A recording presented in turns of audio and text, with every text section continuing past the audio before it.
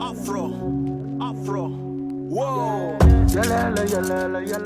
Small businesses, particularly Black businesses, have historically struggled with receiving the so-called federal funding that's out there, right? It's not trickling down to us and our communities. Also, there's technical assistance issues, right? Which is accessing the help that we need to get through these really grueling, grant applications or federal application processes, right? So how can you, strengthen small business infrastructure and just business at a whole? How do you plan on making Stonecrest attractive and a place where small businesses, Black businesses, thrive and grow in a healthy ecosystem?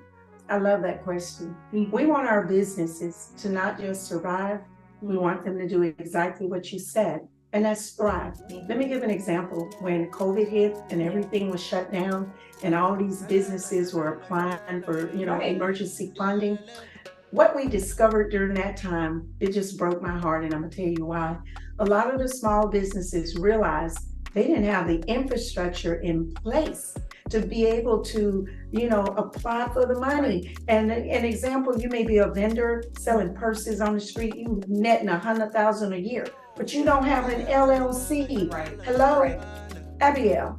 It was horrible for our community, and a lot of them did not get the money because they didn't have the infrastructure. So the first thing, to answer your question, I'm going to work with every business in Stonecrest and every small business that want to come into Stonecrest. I'm going to work with the various chambers of commerces and other organizations to find out where these businesses are. Okay, if you're operating without an LLC, or if you have an LLC but you need marketing, or you need operations, or you need financial advice, you need you need capital, you need funding, maybe you want to get a government certification. Those are all the things that we can do to help grow those small businesses. Next, a lot of those businesses qualified for grants, but they didn't know how to write the grant.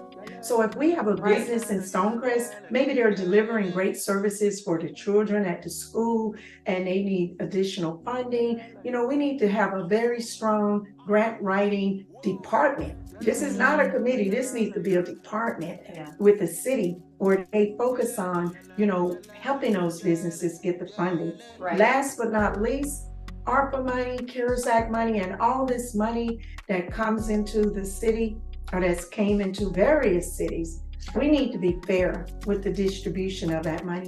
If you've got two identical businesses, one get, 100,000, one get 10,000, yet they have similarities, it's a factor there about being transparent with who's getting the money. Let me give an example. When the PPP money and the CARES Act money came out, there's a list out there now that the government published.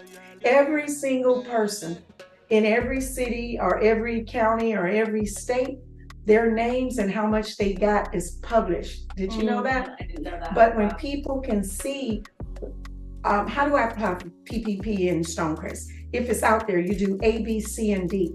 And here are the people that applied. You don't put all their personal business out there, but that's transparency, right? Here's who applied, here's where they are in the process, here's how much money they got, so that people can see what's happening with their money. Transparency.